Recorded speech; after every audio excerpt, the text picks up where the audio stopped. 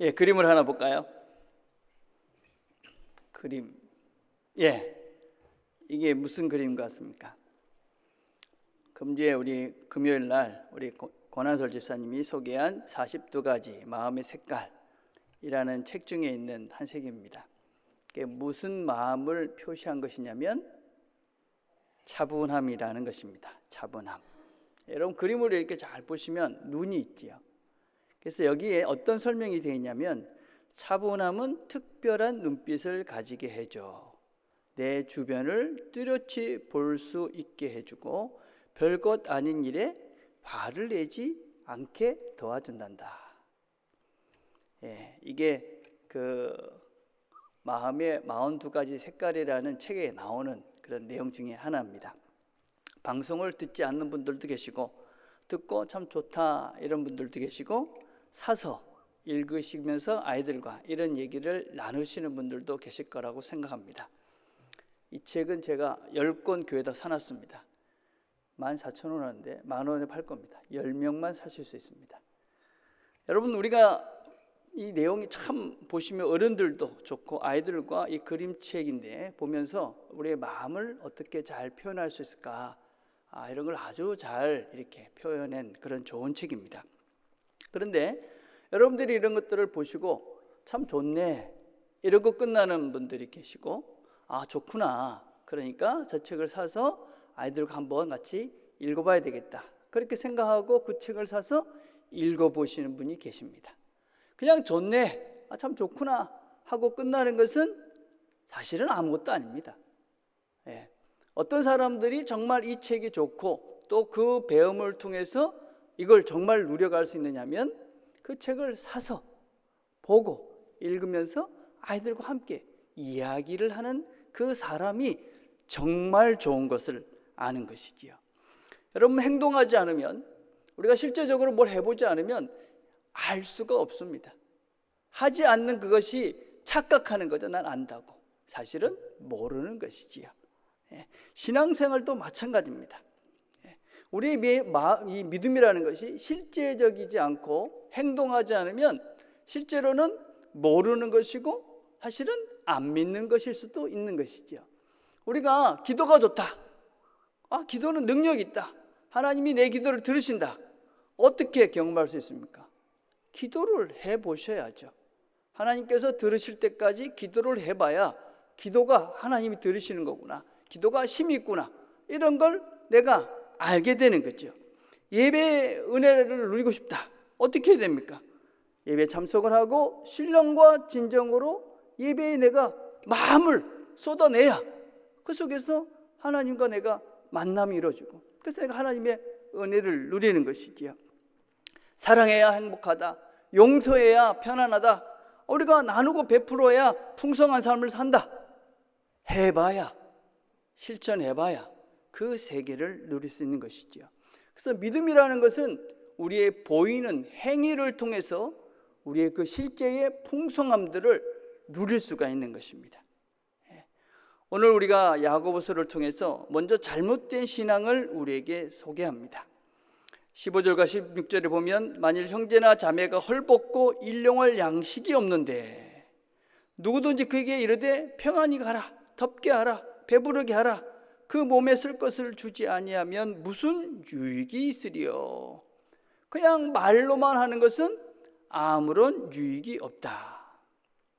근데 이 유익이 없다라는 이 말은 그냥 사용된 것이 아니고 사실은 앞에 문장과 연결해서 사용을 하고 있습니다. 여러분 14절에 뭐라고 이야기를 하고 있냐면 내 형제들아 만일 사람이 믿음이 있노라 하고 행함이 없으면 무슨 유익이 있으리요. 그 믿음이 능히 자기를 구원하겠느냐. 행함이 없는 말로만 하는 이 믿음은 아무런 유익이 줄 수 없다.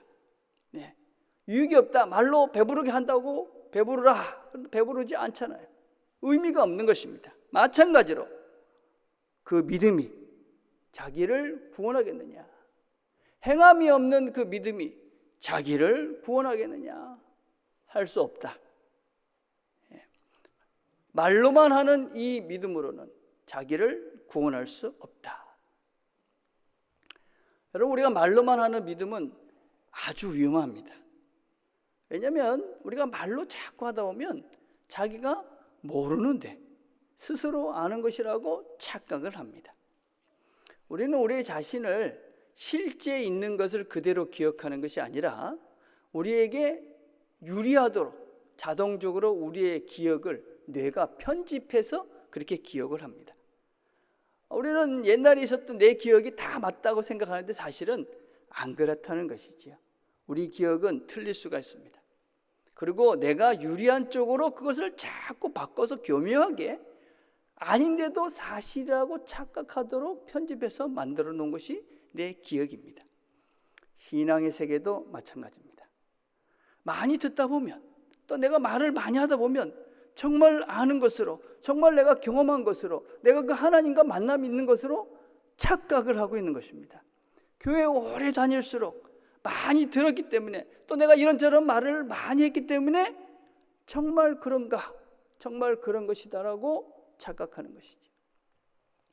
제일 위험한 사람들이 누구냐면 목사들입니다. 사실은 많은 책을 보고 듣고 말합니다.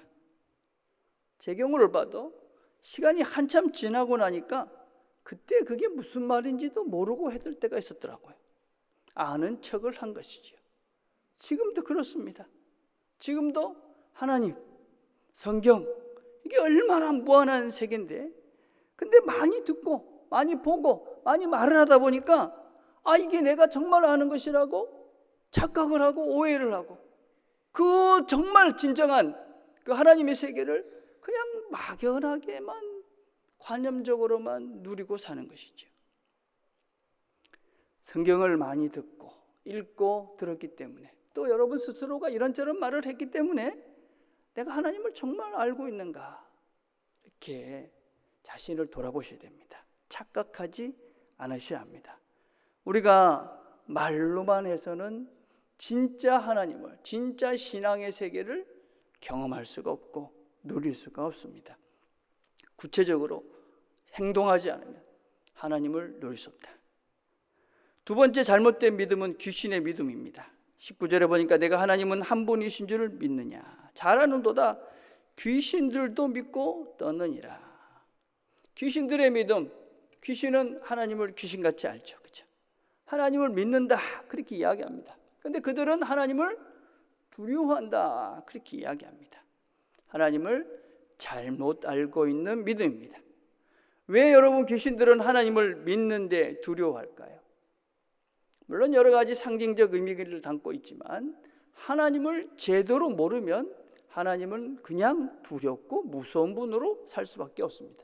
왜 그런가? 왜 하나님은 마냥 그냥 두렵고 무서운 분일까? 하나님을 똑바로 알지 못할까?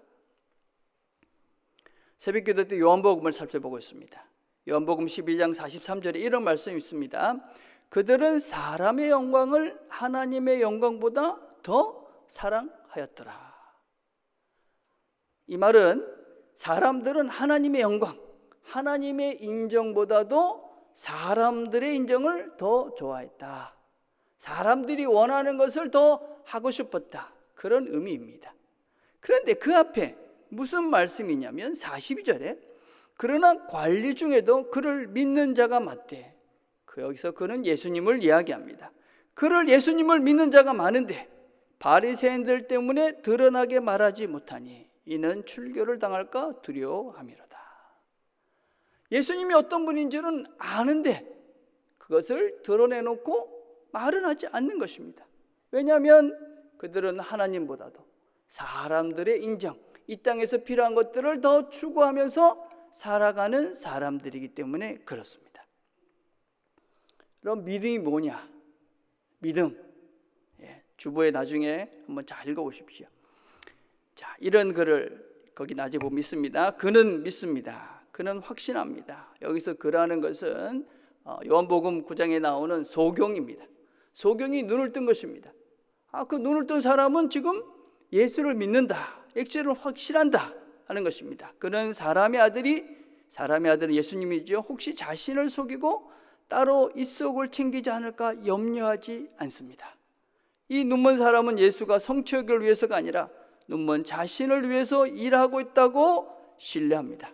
그런 예수 곁에서 보고 들은 것이 진실하다고 믿습니다. 우리가 하나님을 믿는다는 것은 1차적으로 하나님이 정말 나를 위해서, 당신의 그 무엇이 아니라 나를 위해서, 나를 정말 사랑하시기 때문에 그분이 모든 것들을 하신다. 이게 우리의 믿음의 시작입니다. 하나님은 다른 것들을 우리에게 원하시는 것이 아닙니다. 정말 우리를 사랑하시기 때문에 우리 자신들을 위해서 모든 것들을 하시는 분입니다. 나는 전능하사 천지를 만드신 하나님을 믿습니다. 여러분, 우리가 날마다 예배 드릴 때마다 고백합니다. 이 고백은 내가 내 삶을 어디에 단단히 붙들어 맬 것인지, 어디에서 나의 근본, 본향을 찾을 것인지에 대한 선언의 출발점입니다. 내가 전능하사 천지를 만드신 하나님을 믿습니다. 그 고백은 내 인생의 기초를 그분 앞에 놓겠습니다. 내가 살아갈 그 모든 목적지를 당신에게 하겠습니다. 나의 희망과 내 소망과 나의 목표는 당신입니다. 그 고백이 바로 우리가 시작할 때 하는 그 신앙 고백입니다. 하나님은 두려워하실 분이 아닙니다. 우리가 그냥 막연히 두려워하는 것이지, 그분이 나를 사랑한다는 그것 때문에 그 모든 것들이, 내 모든 죄, 내 모든 부족, 나의 은밀한 모든 것까지도 그분은 용서하시고 사랑하시는, 그래서 그 하나님의 사랑을 아는 자들이 신앙이죠. 그래서 바른 믿음을 뭐라고 이야기하느냐, 21절에 보니까 우리 조상 아브라함이 그 아들 이삭을 제단에 바칠 때에 행함으로 위롭다 하심을 받은 것이 아니냐. 이삭을 바쳤다. 우리의 오해 중에 하나가 뭐냐면, 하나님이 내 아들을 바치라 하면 어떨까? 그런 일 없습니다, 여러분. 그렇게 하지도 않습니다. 혹시 그런 음성이 들으면 이건 사단의 소리다 그러시면 됩니다. 이 말씀은 3500년 전에 주어진 것입니다. 그 시대에 주어진. 그래서 이것들을 그냥 문자적으로만 받아들이면 안 되죠. 그래서 이상한 가르침, 이상한 이단들이 뭐라 그럽니까? 아들을 바쳐라. 그래서 아들을 그냥 가족들을 무시하고 그냥 버리기도 하고, 그죠? 굶기고, 이런 짓들을 하면서 하나님의 뜻이다, 이런 이상한 것들이 있죠. 잘못된 가르침입니다. 여러분, 이 말씀의 핵심은 행함으로라는 말입니다. 뭘 행한 것입니까? 이삭을 드린 것입니다. 이 아브라함의 이야기는 언약이라는 것을 이해하지 않으면 설명될 수 없는 것들이 너무나 많이 있습니다. 성경의 언어 중에 언약, 지난주에 언약이라는 단어가 무슨 의미인지 설명을 해드렸습니다. 여러분들이 안 들으신 분들은 방송에 가서 꼭 듣기를 바랍니다. 언약은 어떻게 이루어 가시느냐? 그 언약은 하나님께서 하신다 하는 것입니다. 하나님이 아브라함과 언약을 맺었습니다. 가나안 땅을 주겠다. 하나님께서 너희 자손을 하늘의 별같이 땅에 모래같이 많게 하시겠다. 그 하나님의 약속을 이루어가는 여정이 바로 이 아브라함의 이야기입니다. 그 일은 누가 하느냐? 하나님이 하시는 것입니다. 하나님이 하신다. 그리고 아브라함은 뭘 하면 되느냐? 그냥 순종하면 되는 겁니다. 하나님께서 이삭을 바치라. 아브라함 생각은, 우리 사람들 생각은 어떻습니까? 아니, 하늘의 별과 같이 또 바다의 모래같이 자손을 주려면 자손이 있어야지. 그 자손이 없이 어떻게 자손이 많아질 수가 있습니까? 그러니까 이삭을 죽이면 안 되는 것이지요. 그런데 하나님께서 지금 확실하게 뭘 하시는 거냐? 그 언약의 기초가 어디에 있느냐? 이삭이냐? 하나님이냐? 하나님께서 아브라함에게 요구하시는 그 순종은 네 신앙의 기초가, 내가 너한테 했던 그 언약의 기초가 어디 있다고 네가 믿느냐? 이삭이냐? 나냐? 그걸 물으시는 것이죠. 내 삶의 기초를 하나님께 묶어두는 것이다. 내가 내 삶을 어디에 단단히 붙들어 맬 것인지, 어디서 나의 근본 본향을 찾아갈 것인지에 대한 선언의 출발점이다. 전능하사 창조를 하신, 이 세상을 만드신 하나님 아버지를 내가 믿습니다. 그 고백은 내 신앙, 내 삶, 내 목표, 이 모든 것들이 당신입니다. 그걸 확인해 가는 것입니다. 이삭을 바쳐라. 그 행위를 통해서 내가 확인하는 것이고, 또 우리 주변의 모든 사람들이 더불어 그것들을 확인해서 함께 가는 것입니다. 그런데 이삭을 바칠 때가 언제쯤 되냐면요, 사실은 아브라함이 이 하나님의 부르심을 받은 것은 75세입니다. 근데 지금 이삭을 보통 18세 이삭을 바칠 때, 그러니까 이삭을 바칠 만한 그 자리까지 가는데 43년 정도 걸린 것이죠. 그래서 우리가 43년 정도 신앙생활을 하면, 제대로 우리가 그 길을 가면 이삭을 바칠 만한 믿음은 되는 것이죠. 그러나 시간은 걸린다. 또 다른 사람을 소개합니다. 25절에는 이와 같이 기생 라합이 사자들을 접대하여 다른 길로 나가게 할 때 행함으로 의롭다 하심을 받은 것이 아니냐. 기생 라합입니다. 하나님 여호와에 대한 소식을 들었습니다. 그리고 이제 자신의 삶을 하나님께로 정하기로 작정하고 사자들을 대접합니다. 여러분, 여기서 사자라는 말은 엥겔로스라는 말입니다. 엥겔로스. 어디 비슷한 말이 뭐가 있겠어요? 엔젤이라는 말이죠. 천사라는 말입니다. 여기서의 이 엥겔로스, 메신저입니다. 하나님의 사자, 하나님의 메신저를 그가 대접했다. 이 대접했다는 말은 후포데코마이라는 말인데, 이것은 집안으로 내가 드렸다, 그런 것입니다. 그러니까 하나님의 사자를 내가 내 집안으로 드렸다, 그런 것입니다. 그러니까 이 라합은 어떤 결정을 하고 어떤 행위를 하느냐, 하나님의 사자를 내 집안으로 받아들인 것입니다. 그래서 그 구체적인 그 행위를 통해서 기생 라합은 의롭다함을 받았다. 구체적인 행위, 하나님을 받아들인, 하나님의 메신저를 받아들인 그 구체적인 행위가 바로 하나님이 의롭다 하심을 주는 믿음이다. 자, 그럼 이 의롭다함이라는 것이 무엇일까요? 구원받지 못한 믿음이라는 건 도대체 뭔가 하는 것입니다.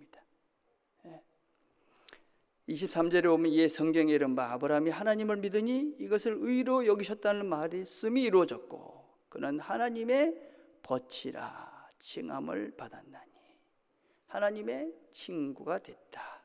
하나님과 이제는 교제할 수 있는 그런 깊은 신뢰의 관계가 만들어졌다, 그런 의미입니다. 그럼 구원을 받았다, 의롭게 됐다 하는 것이 무슨 뜻이냐? 죄 용서를 받고 천국에 가게 됐다 하는 것입니다. 맞죠, 그죠? 근데 어떻게 우리가 구원을 받고 천국에 가게 됐습니까? 그것은 내가 하나님과 내가, 하나님이 내 아버지 되심을 내가 믿고 내가 그의 자녀 된 것을 믿는 것입니다. 그죠? 내와 하나님과의 관계가 만들어진 것입니다. 그죠? 그래서 내가 그분을 믿기 때문에, 그분이 내 아버지이기 때문에, 천지를 창조하신 하나님이시기 때문에 그분의 말씀을 믿고 내가 그분의 말씀을 따라서 살아가는 것입니다. 행동하는 것입니다. 이게 하나님을 믿는 실제입니다. 내가 아버지를 믿는다, 하나님을 믿는다 하는 것은 그냥 입으로 하는 것이 아닙니다. 믿기 때문에 행동하는 것이죠. 행동을 통해서 구체화되는 것이죠. 그래서 여러분, 믿음은 관계입니다. 관계. 내가 구원을 받았다 하는 것은, 다른 표현은 하나님과 내가 하나님이 나의 아버지 되심, 내가 그의 아들 되심을 이제 내가 확신한다. 그래서 바른 믿음의 관계, 그러면 행동하는 것이죠. 사람들은 왜 말씀대로 살지 못합니까? 왜 우리가 신앙생활을 오래 했는데 왜 그 말씀대로 살지 못할까요? 크게 두 가지가 있어요. 첫째는 진심으로 믿지 않기 때문입니다. 말로만 하는 믿음은 믿음이 아닙니다.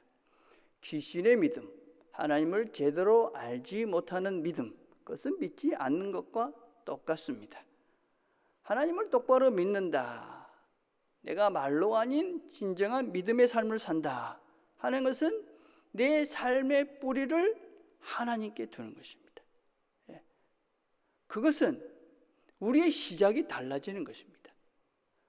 처음에 신앙 걸음을 걸을 때는 내 목적과 내 유익과 내 뜻대로 살기 위해서 하나님을 이용했지만, 내가 하나님을 알고 내가 그분이 나의 아버지 되시고 하나님인 것을 아는 순간 내 삶의 그 뿌리와 근본, 목적지가 달라지는 것입니다. 우리의 근본을 한번 보십시오. 내가 하나님 그분 위에 내 삶이 사고져 가고 있는가? 아니면 내 삶을 내가 원하는 것을 내 뜻대로 뭔가 더 성취해 가기 위해서 하나님을 이용해 먹고 있지는 않은가? 내 뜻을 이루기 위해서 하나님을 믿는가? 사용하는가? 그래서 이 삶의 뿌리, 근간이 바뀌어지지 않으면 아무리 교회 다녀도 삶이 달라지지 않고 말씀대로 살아낼 수가 없습니다. 죽은 믿음이다. 다행히 우리 가운데는 없다고 믿습니다. 여러분들은 최소한 하나님께 예배하는 자리로 나온 구체적인 행위들을 시작하신 분입니다. 그런데 왜 우리는 나는 하나님 믿는 것 같은데 왜 이렇게 말씀대로 살지 못하는가? 나는 어떻습니까, 여러분? 우리가 오랜 신앙생활을 했지만 참 내가 하나님의 뜻대로 하나님을 풍성히 누리면서 잘 못 사는 것 같아. 왜 그런가? 미숙하기 때문에 그렇습니다. 잘하지 않으면 하나님을 누릴 수가 없습니다. 말씀대로 살아내는 것도 어렵습니다. 여러분, 지난주 주보 글 기억이 나십니까? 아이고, 어떻게 나겠어요, 그죠?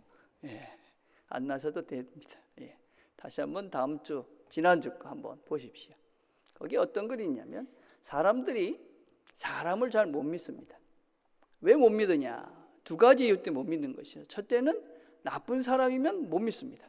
아, 저는 나쁜 놈이야. 아, 그럼 그 나쁜 놈이니까 뭘 해도 해롭게 뭘 할 거니까 믿지 못하죠. 두 번째는 왜 못 믿느냐면 미숙한 사람은 믿을 수가 없습니다. 성숙하지 않으면. 그렇죠? 뭐 약속을 했는데 못 지키는 겁니다. 안 지키는 거죠. 뭘 맡기면 엉망으로 해놓는 겁니다. 그렇죠? 아이한테, 어린아이한테 우리가 칼을 줄 수가 없잖아요. 이걸 함부로 다룰 수 있는 그런 미숙함 때문에 우리가 그 아이한테 칼을 줄 수가 없는 거예요. 그렇죠? 예. 여러분, 마찬가지입니다. 여러분. 성숙해지지 않으면, 우리가 자라가지 않으면 그냥 어린아이 상태만 계속 있으면 우리가 하나님을 누릴 수도 없고 하나님 말씀대로 살아낼 수도 없는 것이죠. 우리가 성숙해져요. 어떤 분이 이 믿음의 세계를 이렇게 크게 5가지로 나누시면서 칫솔질에 비유를 했어요. 칫솔질. 한번 잘 들어보십시오. 나는 어떤 상태인가. 칫솔질. 아주 어린애들은 칫솔질을 안 합니다. 그죠? 엄마 아빠가 억지로 막 시키죠. 그죠? 반항을 하고 막 이러는 거죠. 그래가지고 막 그냥 진짜 그 부모님들이 아이 칫솔질하는 게 힘듭니다. 이게 좋은 줄 모르니까 그런 거죠. 이게 첫 번째 단계입니다. 신앙생활을 하는 사람들 중에도 좋은 거를 주고 좋은 길을 이렇게 아무리 이야기해도 그냥 좋은 줄을 모르니까 반항하는 거죠. 아직 철딱서니가 없는 거죠. 그냥 뭐가 좋은 건지 나쁜 건지도 모르고 그냥 뭐 하라고 그러면 무조건 안 한다 하고, 이게 1단계입니다. 2단계는 어떤 단계냐면 이제 말기가 조금 통해가지고 이 좋으면 이걸 하면 상을 주고 안 하면 벌을 주는 단계까지 갑니다. 그래갖고 하면은 부모님이 이따 끄면 뭐 사탕 하나 줄게, 뭐 그렇지는 않겠지만 뭐 오늘 뭘 할게 이렇게 주죠. 그죠? 안 하면 이제 꿀밤 한 대 맞는다. 뭐 이렇게 이제 상벌로 이제 가는 거죠. 그죠? 신앙도 똑같죠. 율법적 단계입니다. 신앙생활을 하면서 내가 이렇게 하면 하나님 상을 주시고 이렇게 안 하면 내가 벌을 받을 거야.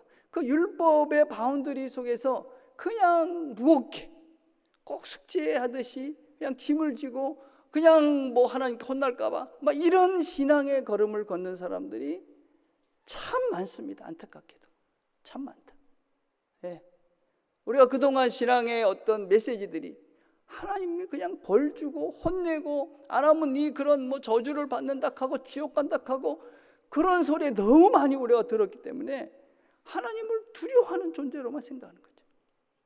정말 안타까운 단계. 이 단계에 있는 분들이 참 많죠. 참 안타까워요. 예. 세 번째 단계는 어떤 것이냐?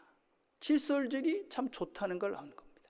칫솔질을 정말 해보니까 이제 좀 잘하니까 내 이도 깨끗해지고 하고 나니까 입도 상쾌해지고 그래서 이 칫솔질 참 좋다. 그래서 기분이 좋은 거죠. 그렇죠? 예. 그래서 스스로 아는 겁니다. 이 정말 좋은 거야. 예. 최소한 신앙이 이 단계까지는 가야 우리가 신앙생활이 행복하고 재밌습니다. 예.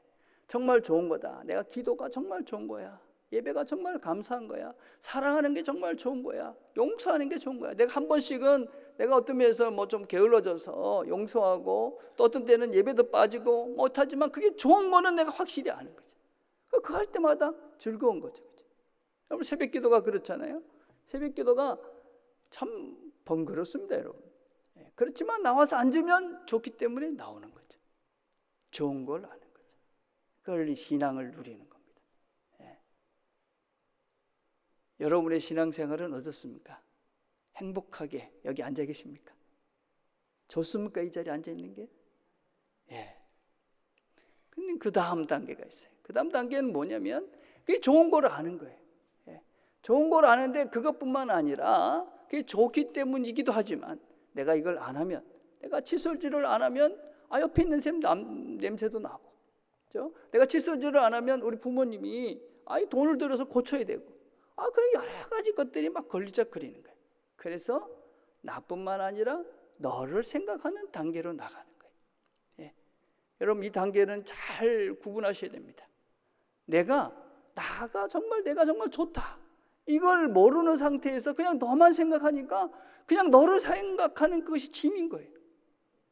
그래서 제가 여러분 자신부터 이 신앙의 즐거움을 누리시고 여러분이 하나님이 여러분을 얼마나 사랑하는지를 먼저 깊이 명심하시고 내가 행복한 거야. 내가 좋은 거예요. 그런데 이걸 안 하니까 이 사람도 힘들고 저 사람도 힘들더라. 그래서 그 다음 단계는 나뿐만 아니라 너도 생각하는 단계로 나가는 것이지. 마지막 단계는 무엇이냐?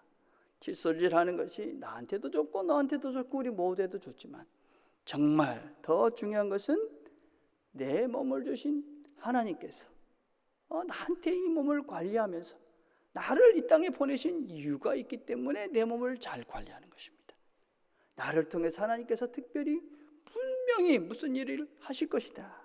그래서 나는 내 시간, 내 몸 이런 것들을 철저하게 관리하는 것입니다. 그래서 내 삶의 목적이 하나님이기 때문에 내 몸을 관리합니다. 근데 하나님이 원하시니까 또 내 몸을 잘 관리도 하지만 하나님이 필요하시다 하면 기꺼이 내 자신도 내어드리는 겁니다. 이게 마지막 단계. 어떠십니까? 여러분들은 지금 어느 단계에 계신 것 같습니까?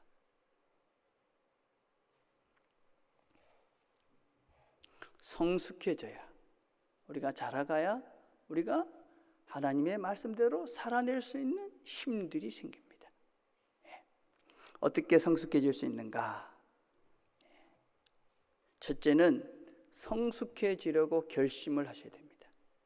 가만히 있다고 성숙해지지 않습니다. 고린도서 13장 11절에 이런 말씀이 있습니다. 내가 어렸을 때에는 말하는 것이 어린아이와 같고 깨닫는 것이 어린아이 같고 생각하는 것이 어린아이와 같다가 장성한 사람이 되어서는 어린아이의 일을 버렸노라. 여러분 우리가 신앙의 여정을 통해서 내가 지금 어느 단계인지를 잘 보시고 거기서 뭘 버려야 될지 버리셔야, 그리고 내가 더 이상 이 자리에 머물 수 없다. 내가 한 걸음 더 나가야 되겠다. 그래서 내 자신이 버려야 될 것부터 버리셔야 합니다. 그렇게 성장하기로 결심을 하셔야 됩니다. 이 자리에 있어서는 안 되겠다. 두 번째는 우리가 열린 마음을 유지하는 것입니다. 여러분 성장하고 성숙해지고 싶다 하는 것은 배우는 것입니다. 안 배우고 그냥 옛날하고 똑같이 살면서 나는 변화하고 싶어. 불가능한 것이지요. 똑같이 말하고 똑같이 행동하고 똑같은 것만 계속 반복하면서 나는 더 성장하고 싶어. 그런 일은 생기지 않습니다. 변화를 원하고 성숙해지려면 우리의 뭔가가 변화가 돼야 돼요. 그 변화되는 첫 시작이 뭐냐면 마음을 열고 새로운 것들을 받아들여야 되시는 거예요. 그래서 우리가 열린 마음을 가지고 배우고 그것들을 애쓸 때 우리가 한 걸음 나가는 거예요. 그냥 가만히 있으면 지금까지 해오던 그 자리만 계속 지킨다고 내가 한 걸음 나갈 수는 없습니다. 마음을 열고 새로운 것들이 들어올 때 그것들을 명심하시고 배우시고 그래야 내가 한 영역이 더 확장되어지고 그래서 내가 성장해 갈 수 있는 것이죠. 한 가지만 더 얘기하면 비난과 핑계를 버리고 책임감을 가져라 하는 것입니다. 내 인생의 주인공은 나입니다. 근데 잘하지 않고 미숙한 사람들의 특징은 모든 것이 너 탓이에요. 그렇죠?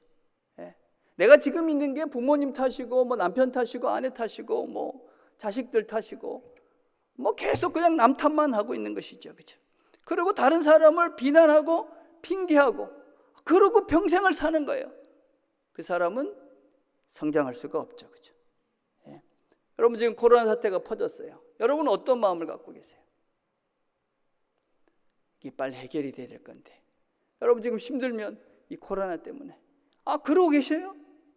그래가지고는 이 코로나 이 힘든 시간이 우리 삶에 아무런 유익이 없죠. 하나님은 우리에게 필요치 않은 어려움을 주시지 않으셔요. 왜 일이 일어나는가? 너 탓이 아니고 코로나 탓이 아니고 지금 내한테 뭐가 필요한가? 뭘 해야 되는가?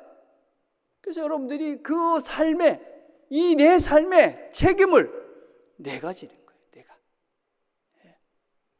그래서 여러분 그렇게 내 인생에 대한 책임을 내가 지고 문제들이 생길 때마다 그 문제를 내 스스로가 너 탓이고 누구 탓이고 핑계대는 것이 아니라 그 문제를 내가 하나씩 해결해 가면서 내가 성장하고 성숙하고 자라가는 것이죠.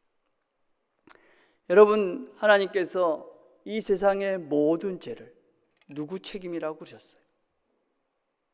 하나님이 그 책임을 져주신 거예요. 하나님. 우리한테 너 왜 이런 죄 졌어? 저런 죄 졌어라고 우리한테 비난하면서 너 때문에 그랬어. 그렇게 얘기하지 않으셨어요. 하나님은 우리를 사랑하셨기 때문에 이 세상의 모든 죄를 그분이 대신하신 거예요.